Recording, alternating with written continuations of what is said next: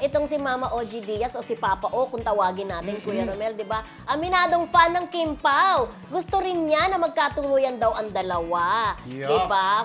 There was a time kasi na nagbalita si Papa O tungkol sa Kim Pao na medyo hindi nagustuhan ng mga fanay. Na ipinapaintindi ni Papa O na nagbabalita lang naman siya. Pero sa true lang, sa totoong buhay, Fan siya ng Kim ay fan Pao. siya ng Kim Pao. At Fanny. gusto nga daw niya ay magkatuluyan ng dalawa. Dahil bagay na nababagayan siya eh. Kasi Okay. isip mo, tinanong siya, di ba? Tinanong Oo. siya sa isang interview sa kanya, di ba? Oo. Hindi pa.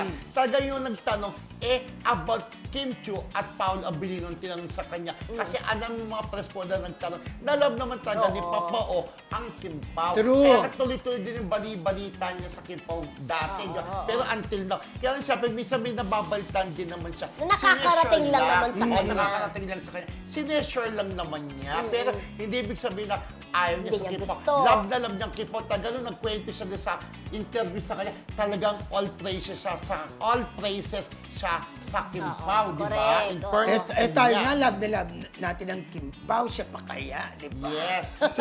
Si Tita Joji Del Carmen ay isang Kim Pao panay. Ay, Tita Joji. Kaya nga daw, sabi niya, pag nakakatuwa naman ng mga Kim Pao, na tuwing nagbabalita raw sila ng Kim Pao, napakarami daw sa comment section talaga ang maka-Kim Pao. Oo. In Oo. fairness, di ba, na tayo lang unang-unang nagbabalita sa Kim Pao, di ba? Pero syempre, lahat na ng social media din, meron na ng balita sa lahat ng mga online streaming, Oo. lahat meron na po mga online shows. Syempre, dahil alam po namin lahat na talaga ang Kim Pao ay talagang marami nagmamahal. Kaya ang sarap-sarap ibalita. Oo. At saka, Pero ano, kasi ganito Oh. rin kasi yon, kaya nagkaka-issue din kay Papa O. Kung matatandaan nyo medyo mag-recall tayo ng kaunti. Naikwento ni Papa O kasi ang kanyang pag-text kay Kim at gustong ma-interview. Pero hindi sumagot si Kim. Doon actually nag-start yun. Kaya iniisip nung iba na parang si Papa O hindi feel si Kim dahil hindi siya sumagot o hindi nag-oo doon sa interview. That was the time yata nakaka-break lang ni Sian at saka ni Kim.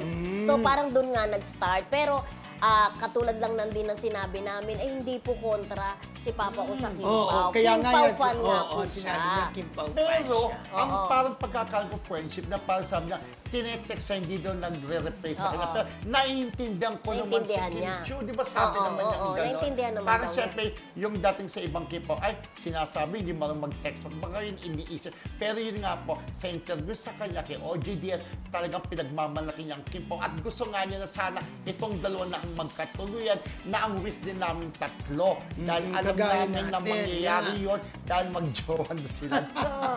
Pero malay baka- naman natin, no? Pag Aminin na paunlak natin silang na- dalawa, Aminin na nga natin si Paolo after ng movie, Char!